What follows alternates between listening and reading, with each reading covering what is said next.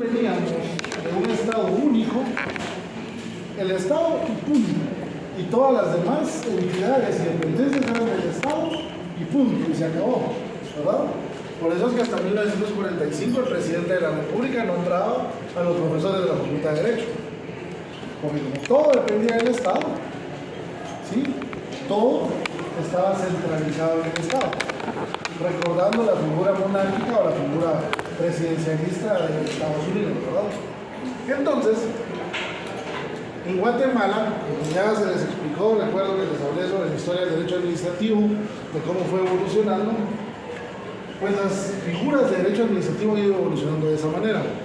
Y la persona jurídica también ha evolucionado, y ha evolucionado la persona jurídica pública de una forma que ahora existen muchas. ¿Por qué? Antes era así, el Estado y los particulares, y se acabó. Hoy por hoy, yo les puedo decir a ustedes, el Estado, pero les pregunto, Iván Rural, ¿qué es? Por ejemplo, el Estado es accionista, pero no es el único dueño, como era antes. Entonces, ahí es una persona de capital mixto.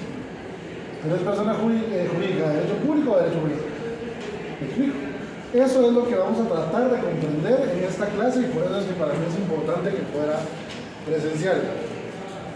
Lo primero que tenemos que hablar, vamos a empezar desde Derecho 1. Alguien que me recuerde qué es persona. Solo uno, no todos.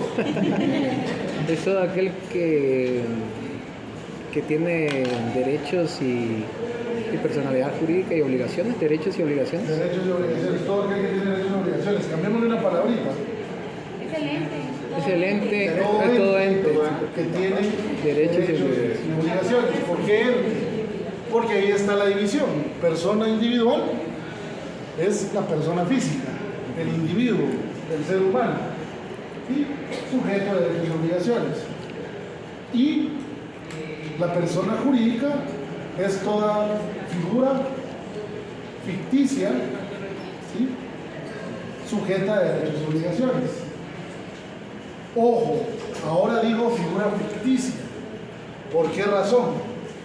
Porque antes a nosotros nos enseñaron, no sé si a ustedes les enseñaron esa definición, espero que no, porque el derecho ya evolucionó de hace 3 años que yo estudié el primer semestre a cuando ustedes lo estudiaron.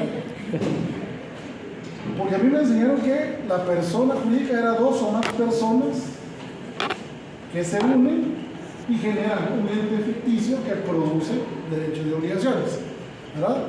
Sí me lo enseñaron a mí. Pero al legislador se le ocurrió la sociedad de emprendimiento. Y la sociedad de emprendimiento puede tener un solo socio. Entonces, ya no cabe aquella definición que nos enseñaron de 2 o más personas que se unen a un fin. Porque ahora hay sociedades ficticias, una sociedad de emprendimiento que está integrada por una sola persona. Pero es una entidad ficticia, ¿verdad? Claro, ya sabemos que en materia de responsabilidad civil, penal, administrativa, lo que sea, igual esa persona va a ser la responsable de lo que haga la persona jurídica, pero en esencia son 2 personas distintas, ¿verdad? Bueno, entonces ya recordamos que es persona individual y qué es persona jurídica. La persona jurídica se divide en 2: persona jurídica de derecho público y persona jurídica de derecho privado. ¿Sí? Antes la definición era muy simple. Si es por búsqueda del bien común, si es parte del aparato estatal, es de derecho público; si es con fines lucrativos, es de derecho privado. Hoy por hoy vamos a ir analizando esa definición. ¿Sí? De esa cuenta, nosotros tenemos que recordar que en Guatemala, hasta antes del 45, no existían las personas jurídicas,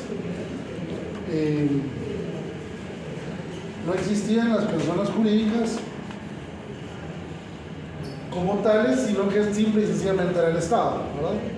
A partir de 1945, con la personalidad jurídica de la Universidad de San Carlos, del Instituto Guatemalteco de Seguridad Social, lo que nosotros le llamamos la autonomía, ¿verdad? Empiezan a surgir figuras de derecho públicas que se separan del Estado como tal, pero no dejan de ser Estado de alguna manera. No sé si una figura un poco rara en ese momento de entender, ¿verdad? El legislador, el constituyente de 1945, decide crear la Universidad de San Carlos. Ya existía, pero le da a la Universidad de San Carlos su autonomía, que significaba darle personalidad jurídica propia y que tomara sus propias decisiones, ¿verdad? Luego de eso, tenemos nosotros, en 1956, hablamos de entidades autónomas y semiautónomas, y ya en 1985, la figura que conocemos hasta ahora, que es las entidades autónomas y descentralizadas.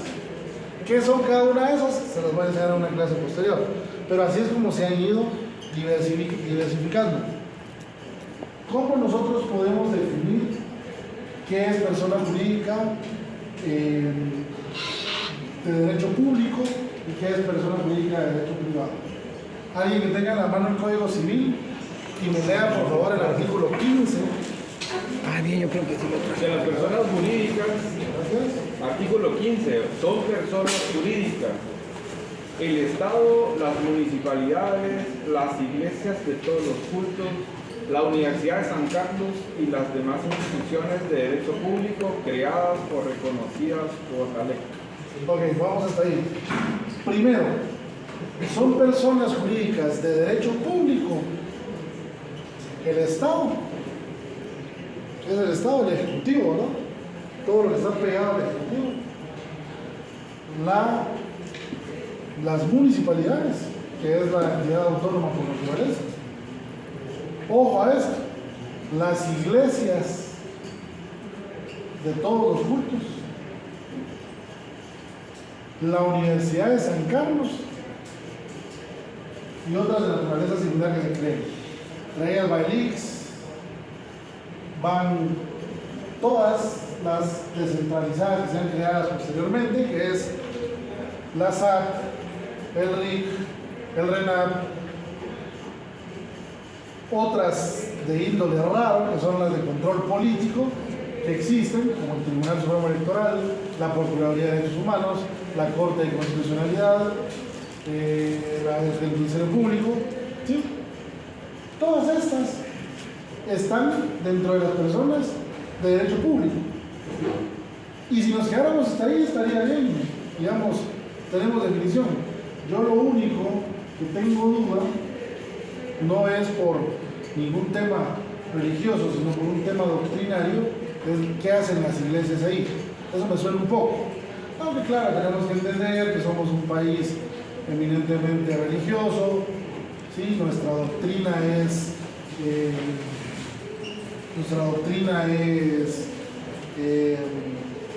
De un laico.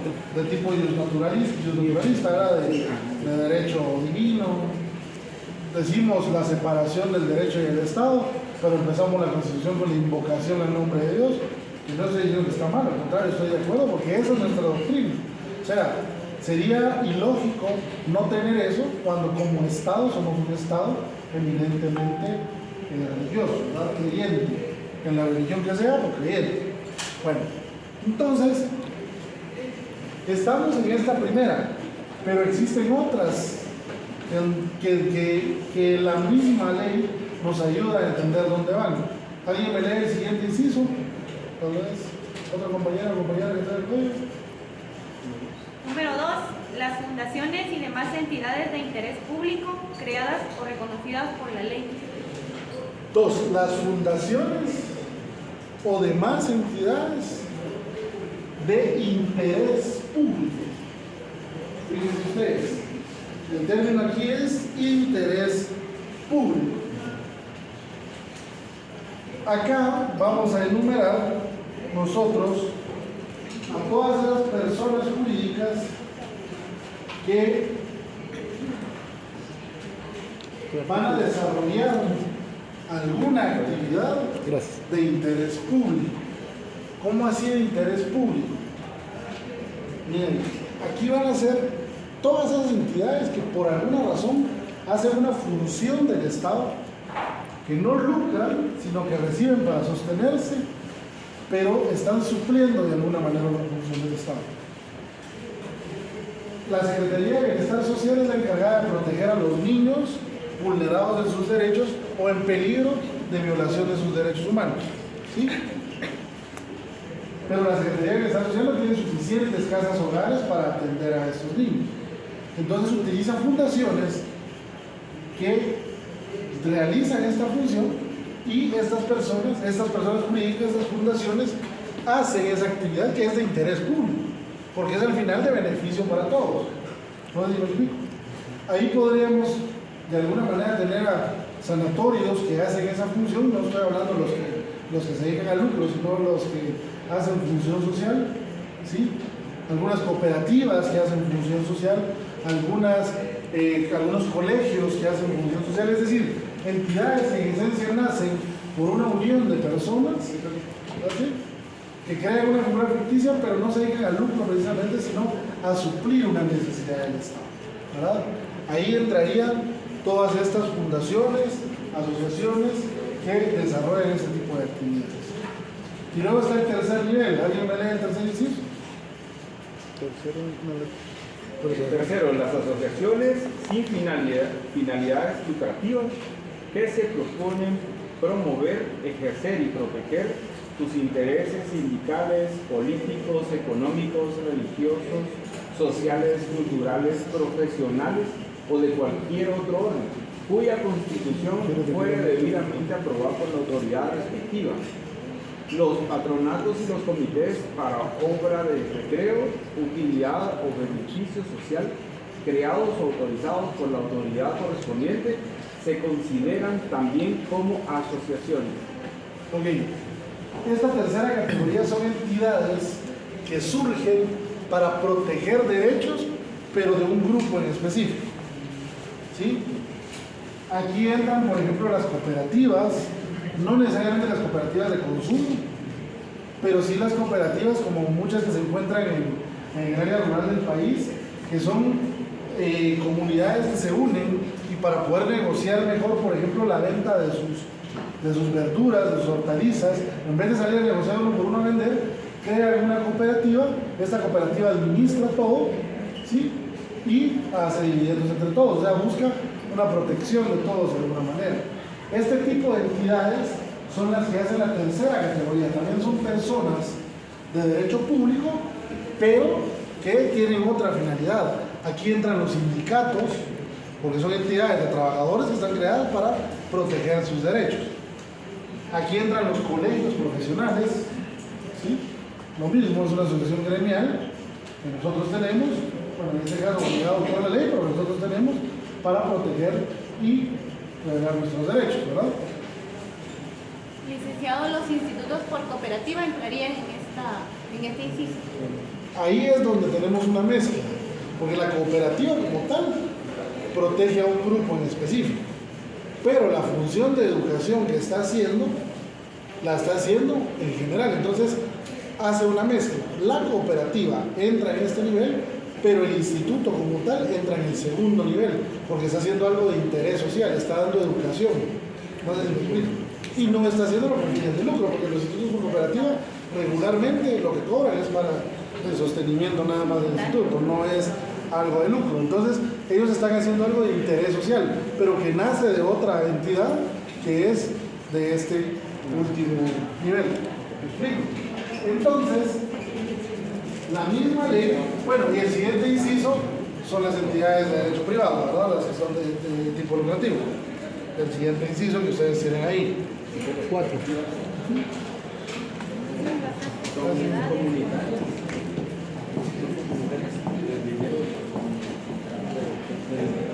Ahora bien, de esa cuenta,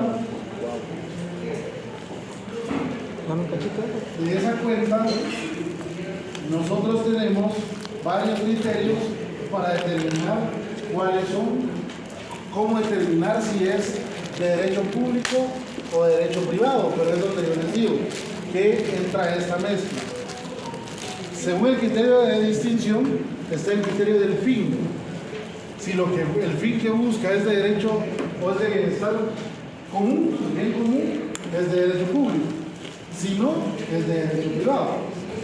Pero aquí viene la duda. Un colegio de los que cobran la colegiatura normal, la colegiatura más alta, ¿realmente lo podemos catalogar como derecho público? No, porque ese, si bien es cierto, está prestando un servicio de interés social, está lucrando con ello y su fin primordial es el lucro, ¿verdad? Entonces, su fin primordial es cobrar una cuota y obtener ganancia de esa cuota. Entonces, este criterio a nosotros no necesariamente nos funciona, ¿verdad? Porque puede parecer que la finalidad es una, pero al final genera otra cosa. El segundo criterio es el de la existencia de potestades y prerrogativas. Este es un poquito complejo porque el de potestades y prerrogativas, el criterio de potestades y prerrogativas tiene la peculiaridad de decir, si tiene potestades y prerrogativas otorgadas por el Estado, es de derecho público. Si no las tiene, es de derecho privado. ¿Sí? Pero entonces, ¿y las concesiones qué serían?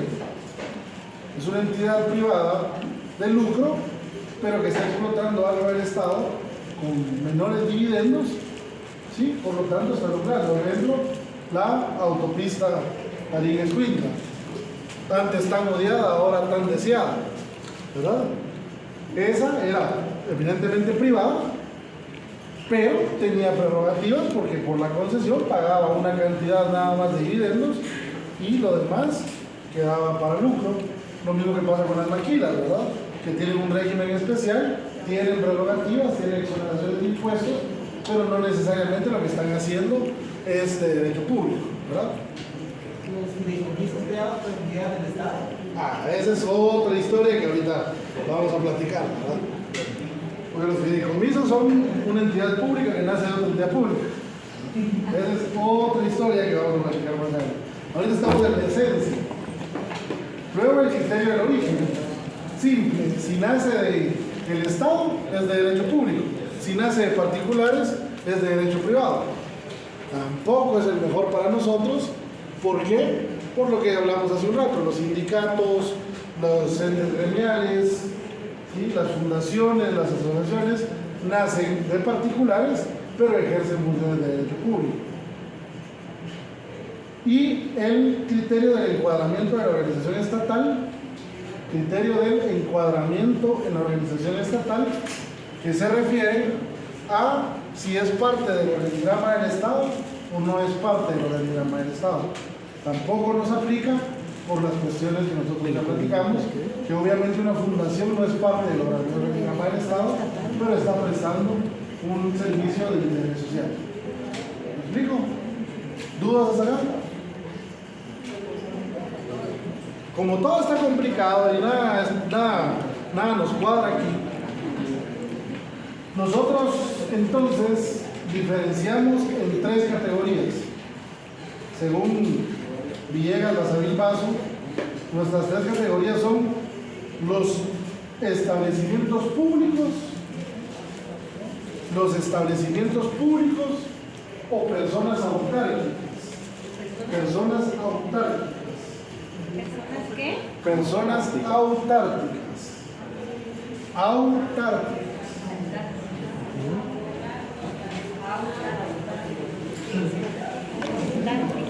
Personas autárquicas. ¿Qué es autárquico?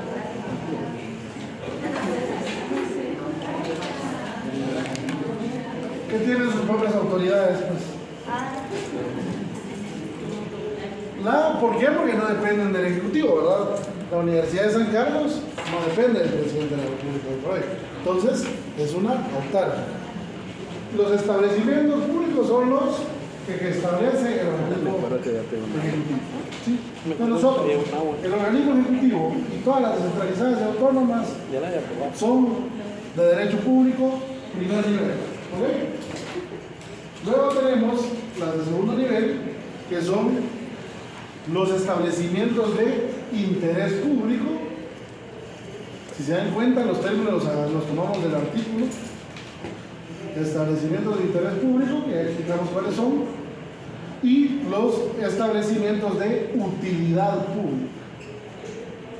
Los primeros son los establecimientos públicos o personas autárquicas, los segundos son los establecimientos de interés público y los terceros los establecimientos de utilidad pública.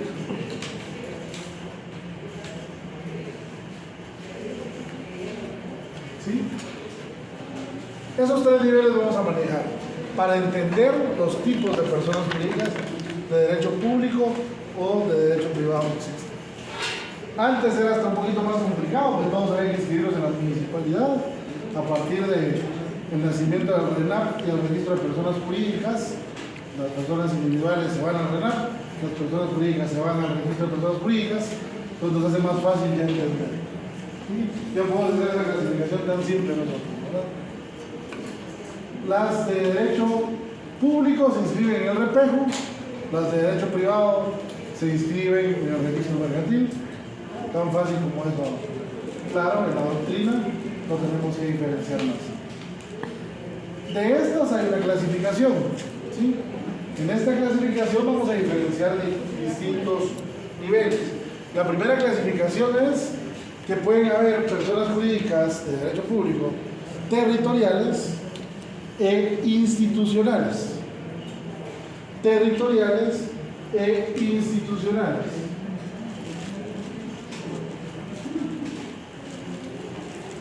Territoriales de todas, de las personas jurídicas en general, de derecho público. Personas jurídicas de derecho público pueden ser territoriales o institucionales. Territoriales son las que cubren un área del país en específico. El ejemplo por naturaleza, las municipalidades, ¿verdad? Municipalidades tienen un territorio establecido, no cubren todo el país, ¿sí?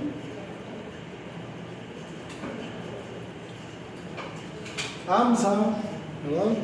La autoridad para el manejo de la cuenca del lago de Amatitlán, por ejemplo, es territorial porque es un territorio específico, en este caso el lago y todos sus alrededores, la cuenca del lago de Amatitlán, ¿sí?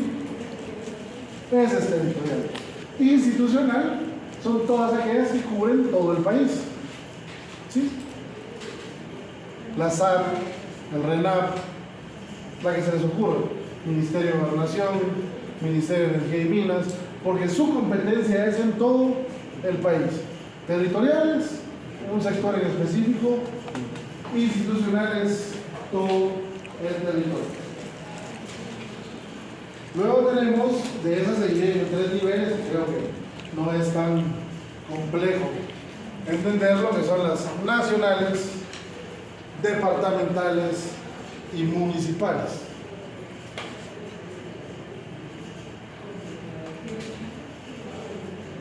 Nacionales, departamentales y municipales. Por ejemplo, se los doy yo desde donde estoy. El registro de ciudadanos tiene competencia en todo el país, es nacional, ¿verdad? El delegado departamental de cada departamento, ejemplo de Guatemala, tiene competencia en el departamento de Guatemala. Y el subdelegado municipal de Villanueva tiene competencia solo en el municipio de Villanueva. Y así vamos a encontrar muchas oficinas en los tres niveles, ¿okay? Que es, esta clasificación es simple porque es la división administrativa que tiene nuestro país, agregando las regionales, ¿verdad? Pero esas ya las vamos a estudiar en otros semestres. Luego tenemos las necesarias y las facultativas. Las necesarias y las facultativas. Las necesarias y las facultativas. Las necesarias son las que la ley obliga que deben existir. ¿Sí? Las necesarias son las que la ley obliga que deben existir. Las facultativas son aquellas que han sido creadas porque mi competencia, mis atribuciones me lo permiten. ¿Sí? Como entidad.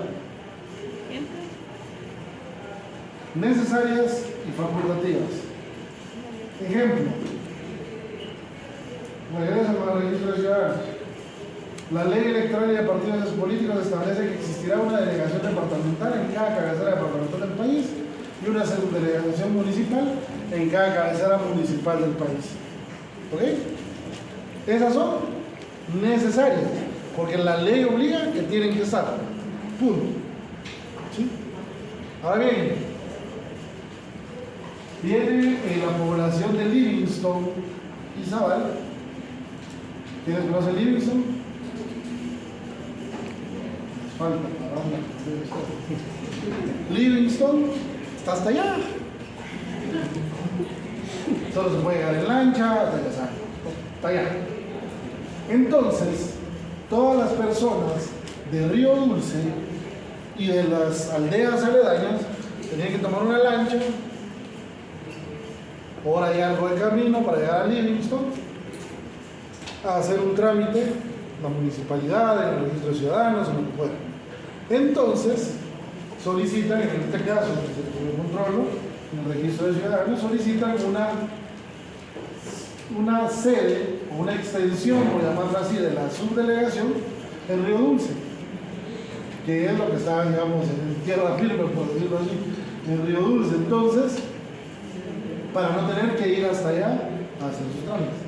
Y el Pleno de Magistrados decide autorizar la creación de una oficina en esa localidad para apoyar a estas personas. Esa es facultativa. ¿Por qué? Porque la ley electoral y de partidos políticos establece que el tribunal podrá crear las dependencias que considere necesarias para el ejercicio de sus funciones. Esa es facultativa. La ley le autoriza que puede crear, ¿sí? Pero no es obligatorio que exista.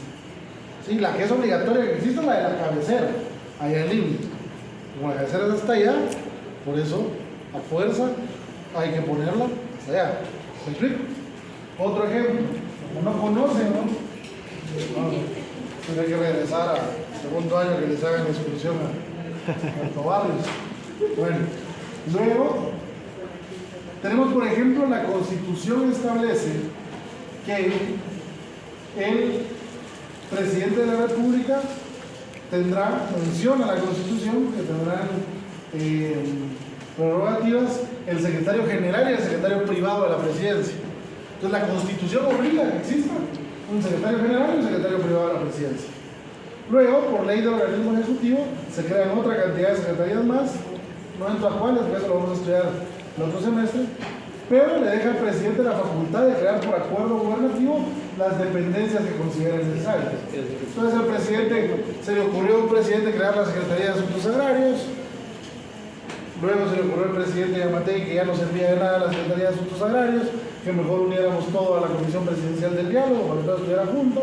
Después se le ocurrió que la Comisión Presidencial del Diálogo tampoco servía para nada y la quitó y ya no tenemos nada que hacer en los asuntos agrarios, ¿verdad? Pero es facultad del presidente crear las dependencias que él considere necesarias, siempre y cuando no haya duplicidad de funciones, antes de que me pregunten por el famoso caso, ¿verdad? Siempre y cuando no haya duplicidad de funciones. Entonces, esas son facultativas. Necesarias son aquellas que la ley obliga que deben de existir. La SAT debe tener, en conformidad con su ley orgánica, por lo menos una delegación en cada cabecera departamental. Esa es necesaria. Ahora bien, resulta que en la ciudad de Guatemala una sola oficina no alcanza, es un caos. Entonces crean la oficina de Dubai Center, la oficina de Galerías Prima, la oficina de... ¿Sí? Crean varias oficinas para atender a la población dentro de un mismo municipio por la necesidad, pero esas facultativas. Debe haber una, esa es la obligatoria. Las demás son facultativas. ¿Nos queda claro? Sí. Necesario cuando la ley obliga que hay que hacerlo, facultativo cuando la ley da la potestad de crear normas. Y luego la tercera son las nacionales y las extranjeras. Y alguien me va a decir, ¿cómo va a haber una persona jurídica extranjera si estamos hablando del Estado? ¿Verdad? Y el Programa de Naciones Unidas para el Desarrollo, PNUD, no es con fines de lucro. ¿Sí? Entonces se inscribe como persona de derecho público, seguramente de interés social o de utilidad social, dependiendo del trabajo que venga a hacer. PNUD, USAID, OEA, cualquier programa que venga a desarrollar actividades en Guatemala será una extranjera. Y nacional, pues obviamente todas las que han sido creadas en el territorio de Guatemala. ¿Dudas hasta acá? Las embajadas no entran ahí. Las embajadas también, aunque ellos tienen un régimen especial, ¿verdad? Porque recuerden que ellos tienen la representación y son parte del territorio, pero se tienen que inscribir como personas jurídicas para poder desarrollar sus actividades, pues tener NIT y todo ese tipo de cosas, que también es necesario. Entran en esta categoría, aunque no necesariamente están realizando un servicio. Dentro del PNUD, UNICEF. ¿Perdón? Dentro del PNUD está UNICEF, OMS. No, están a la par. O sea, pues, ajá. Están a la par, pero no, o sea, esa es una de las varias que hay de Naciones Unidas. Dependiendo de la agenda que hay programas permanentes, como puede ser los que usted menciona, y hay programas temporales que vienen a una actividad en específico. Por ejemplo, yo estuve en una que era el programa de facilitadores judiciales, que era capacitación de jueces, fiscales, operadores de justicia. Terminó su función de llegar a la cantidad de operadores y salió. O sea, estuvo un tiempo, hay temporales y hay permanentes. ¿Alguien más? ¿Y que nos están platicando? ¿Tienen alguna duda por verdad? ¿No? Listo. Luego, entonces, tenemos estas entidades que vienen a desarrollar actividades. Dentro de las diferentes teorías que existen, también, ese es lo bonito de la ciencia, ¿verdad? Que lo tenemos que estudiar desde todos los ámbitos. Hay quienes niegan que el Estado sea una persona jurídica. Hay quienes niegan que el Estado tenga personalidad jurídica propia. ¿Por qué? Porque, según esta teoría, el Estado es la supraestructura, es el poder, es el que manda. No es persona, porque no va a ir a negociar con las personas, ¿sí? Hay un jus imperio que hace que el Estado tenga poder sobre los administrados. Esa teoría niega que el Estado, aquí ya estoy hablando del Estado como tal, el Ejecutivo como tal y sus entidades, tenga personalidad jurídica propia, ¿sí? ¿Esta doctrina es la que se aplica en Guatemala? Definitivamente no. Ahorita les voy a explicar por qué. Luego tenemos la siguiente doctrina que reconoce al Estado como que reconoce al Estado como una persona jurídica única con competencia variada, ¿sí? Una sola persona jurídica, pero que ahorita está castigando desde el derecho penal, pero que ahorita está administrando desde el derecho administrativo, ¿sí?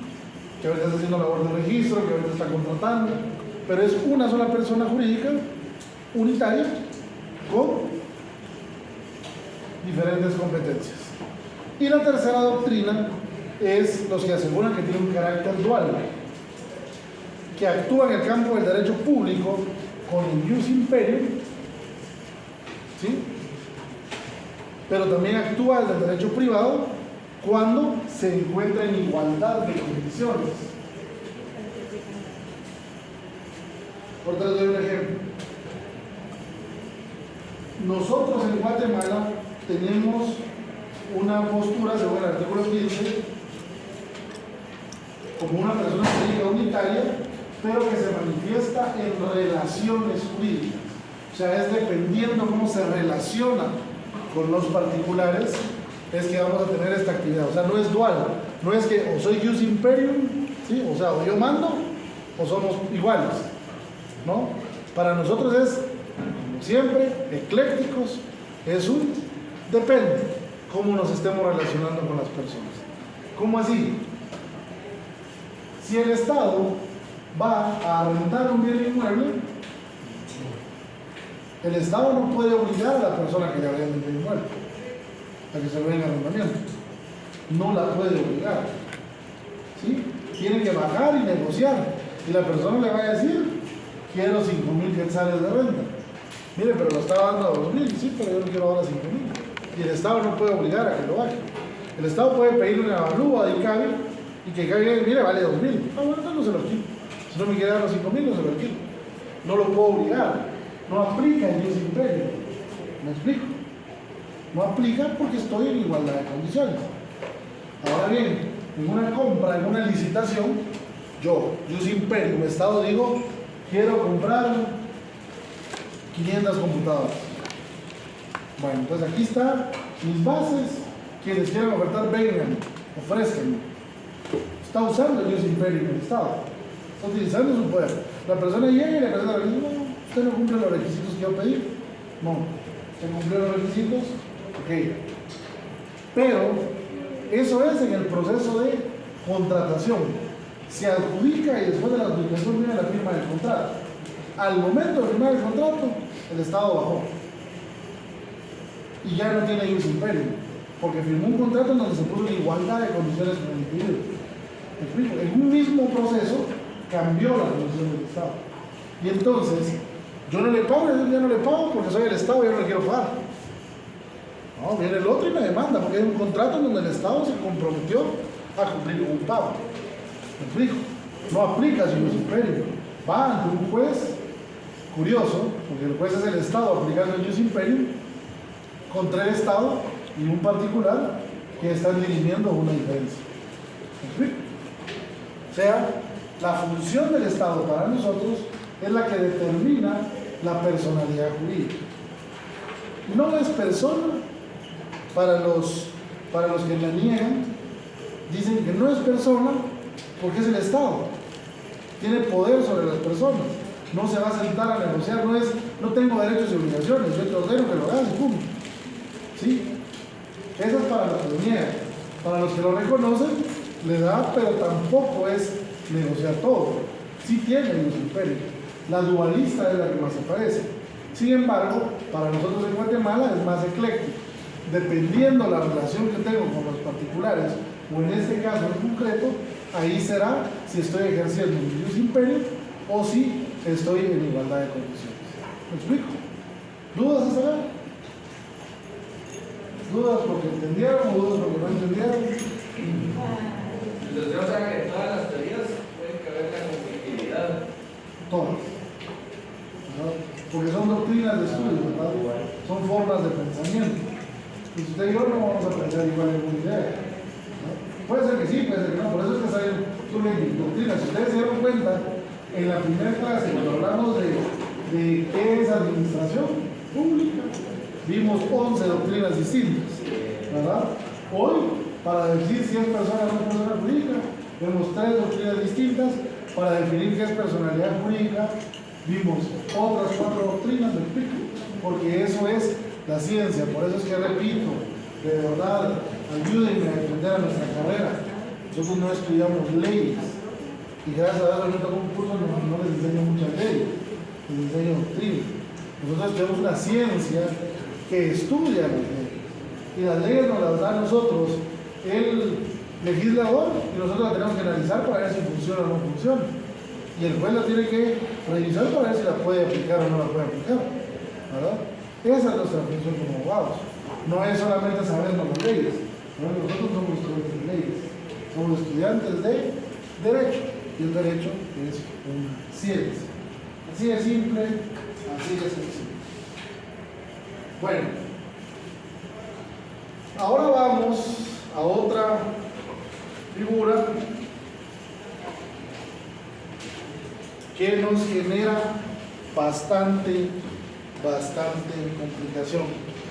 Con esto nosotros ya entendimos que está el Estado, están las entidades autárquicas, que ya se las voy a enseñar más adelante, la iglesia, los sindicatos y todo esto. Pero luego surgen las entidades que nacen del Estado y que tienen un carácter mixto. El primero que tenemos que hablar son las empresas del Estado. Las empresas del Estado son aquellas entidades, fíjense bien, que el Estado crea para fines de lucro.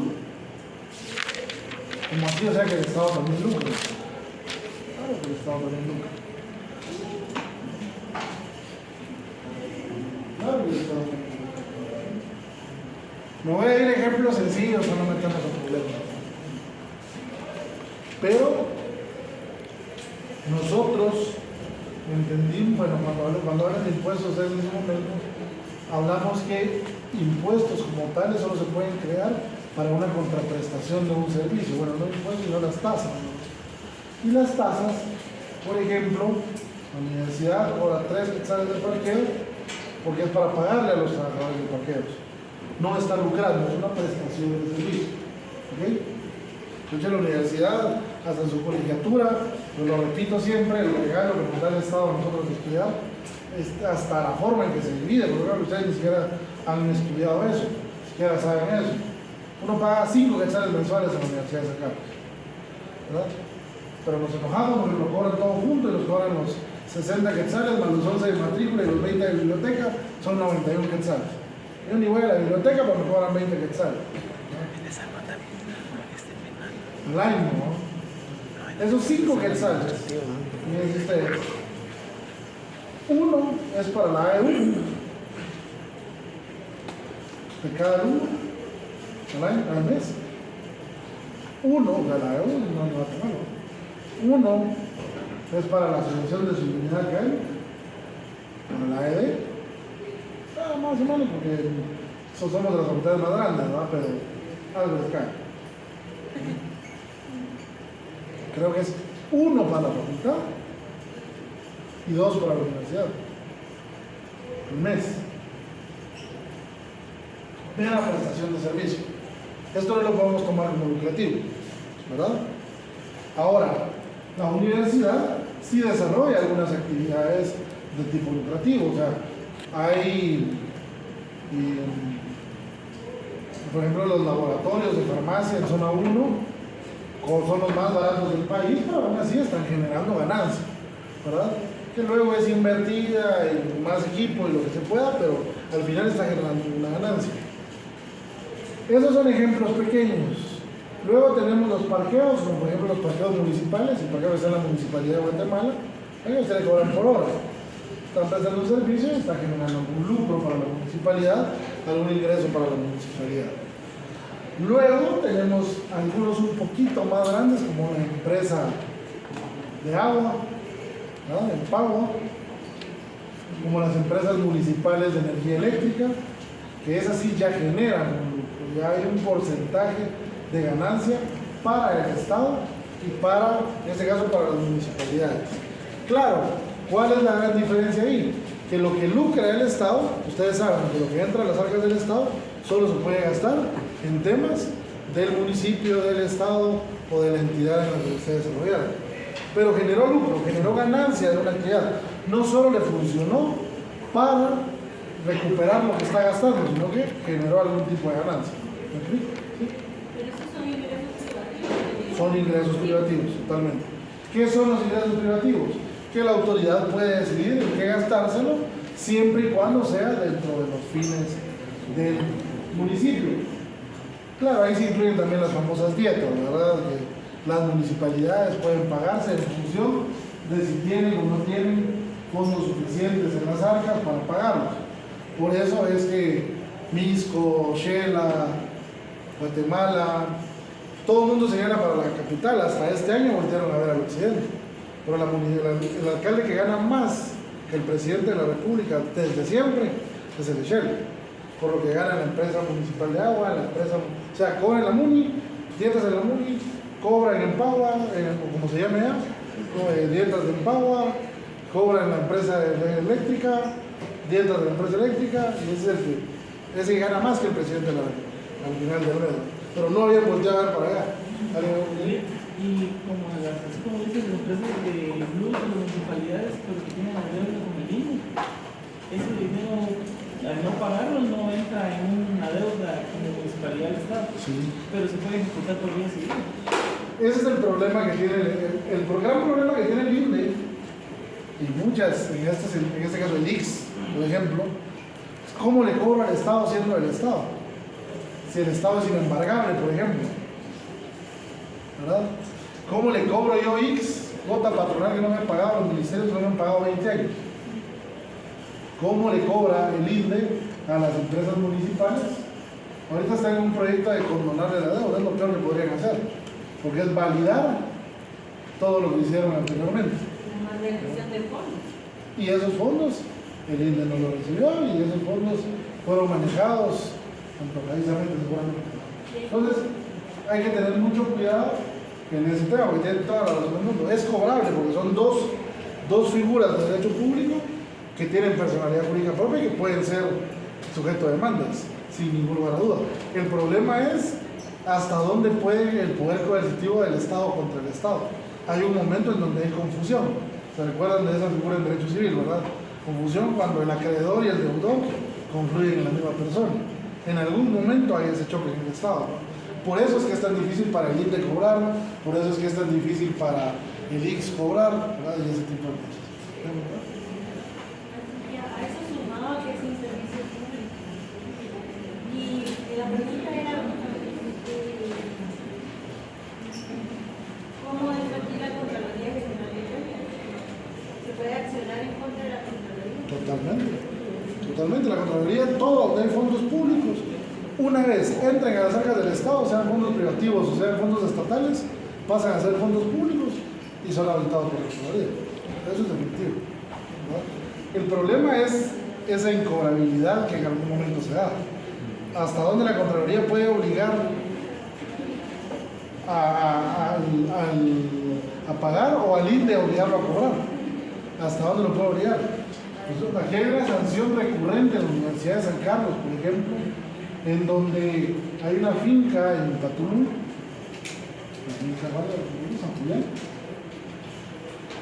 en donde está invadida desde hace 30 años. Y cada año viene el hallazgo, por no haberlos desalojado. ¿Usted cómo los va a desalojar? Como universidad, ¿cómo va a ir a hacer un desalojo?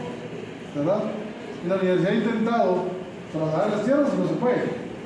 Entonces, la universidad no puede donar tierra, ¿no? O sea, entonces hay una conflictividad ahí. Ese tipo de choques se dan también en estos temas, ¿verdad? Hasta dónde el Estado lo puede cobrar al Estado. Entonces ha generado que simplemente, aunque han salido con sanciones pecuniarias muy altas, igual ya no tienen función pública después, no las pagan y se acabó. ¿Alguna otra duda? En el caso, por ejemplo, yo estaba escuchando la vez pasada, las líneas férreas, pues no, aquí no veo ese problema, pero por ejemplo el trayecto que tiene Escuintla hacia Puerto San José, hay mucha gente que invadió ahí. ¿Aquí donde no hay tanto problema? O sea, aquí invadido en ese sentido que ha invadido gente que han construido viviendas. No he visto de las 20 cuadras de ahí para allá. Por la... De la 21 para abajo, ya no se olvídese. Pero en ese caso que han dicho, por ejemplo, que ellos van a recuperar las vías, porque se supone que ellos tienen un límite, una calle, digamos, de tantos metros. A la hora que pasa, ¿el Estado debe de indemnizar a estas personas?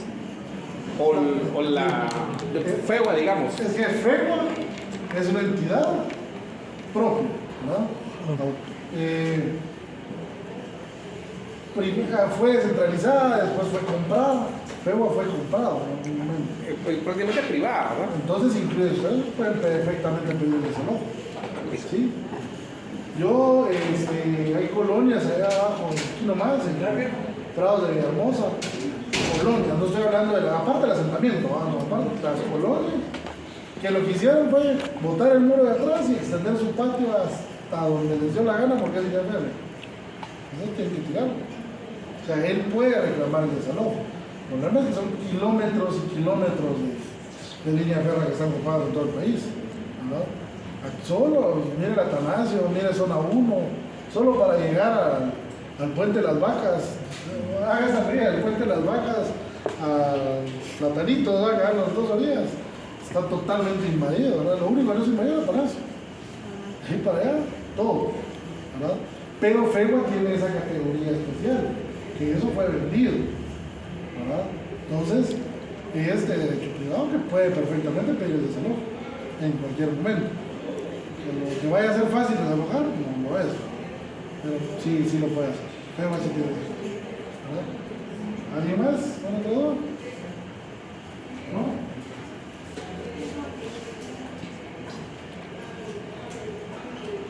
Luego tenemos la segunda categoría, que son las sociedades de economía mixta.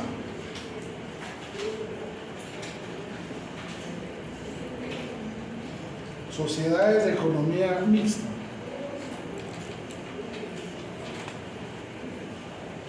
Bueno, antes de cerrar el anterior, la empresa estatal más complicada, que se rige por otra ley, que es la ley de bancos, es el CHN, ¿verdad? El Crédito Hipotecario Nacional, que es una entidad 100% estatal, pero que se rige por la ley de bancos, ¿verdad?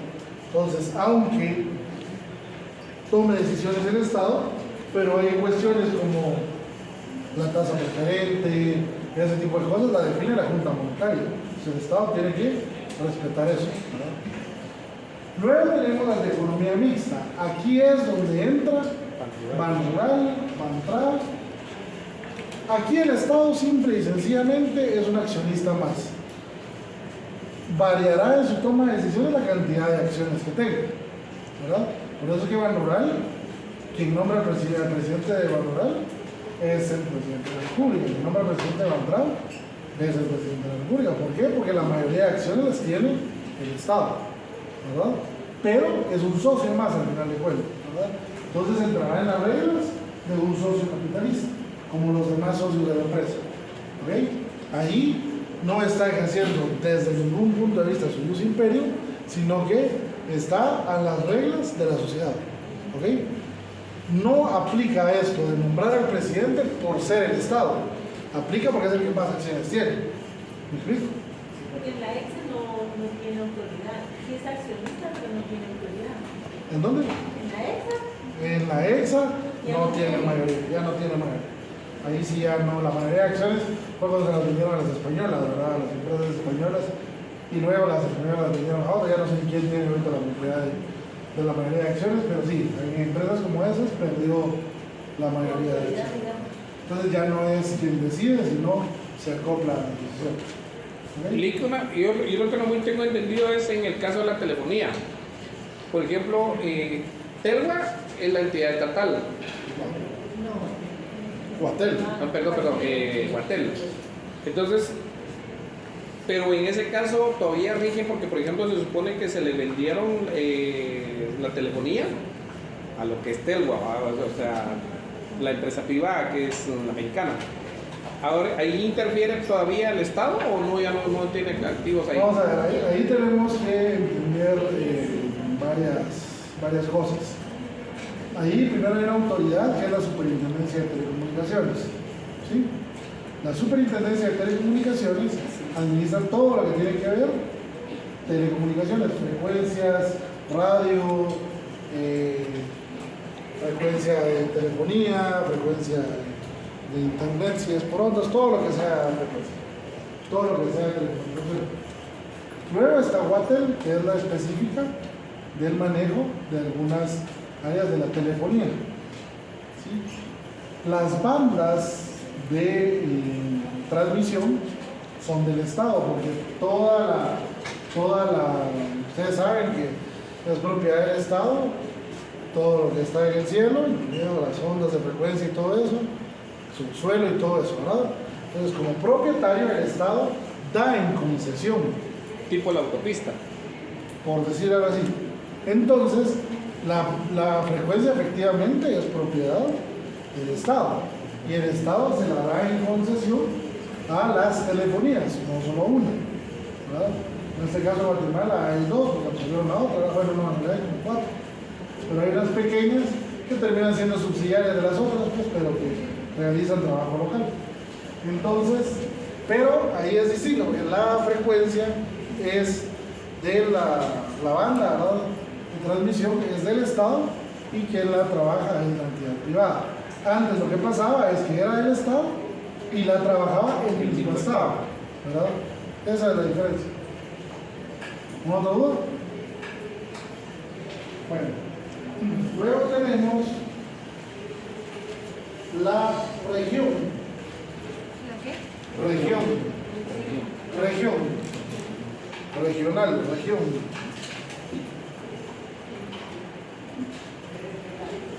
La región es una figura más como, se da más como por ejemplo en las comunidades autonómicas en España, en donde varios municipios o comunidades se unen para buscar trabajo en conjunto, negociar en conjunto.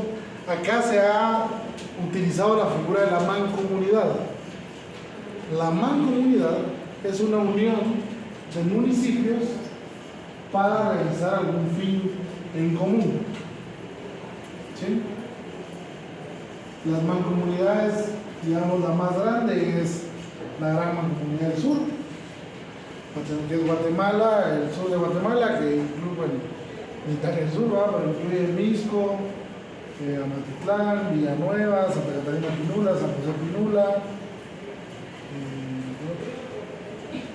todo el área sur del departamento, que están unidos y ellos hacen negociación y hacen búsqueda de proyectos en conjunto.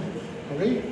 Esa es están inscritos como persona jurídica, pero son personas jurídicas estatales, me explico, son personas jurídicas de derecho público que se unieron, crean una nueva figura para poder negociar en conjunto, para poder buscar proyectos en conjunto, para poder buscar desarrollo en conjunto.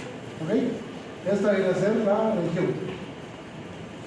¿Dudas? Hay varias, hay en el Altiplano, hay en San Marcos, está esta del sur, que es la que más trabaja, pero sí hay varios. ¿Verdad? ¿Alguna duda?